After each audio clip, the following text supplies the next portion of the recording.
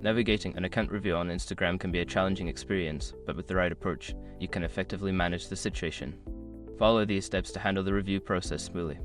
Step 1. Understand the review process. Familiarize yourself with why your account may be under review. Common reasons include violations of community guidelines, suspicious activity, or reports from other users. Step 2. Check your email. Look for any communication from Instagram regarding the review. They may have sent you an email outlining the reason for the review and any actions you need to take. Step 3. Review community guidelines. Go through Instagram's community guidelines and terms of service. Ensure that your account complies with these rules to avoid future issues and to understand what may have triggered the review. Step 4. Submit an appeal.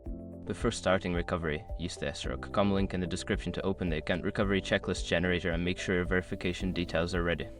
Step 5. Be patient. After submitting your appeal, wait for Instagram's response. This process can take time, so be patient and refrain from creating multiple appeals, as this may complicate the review.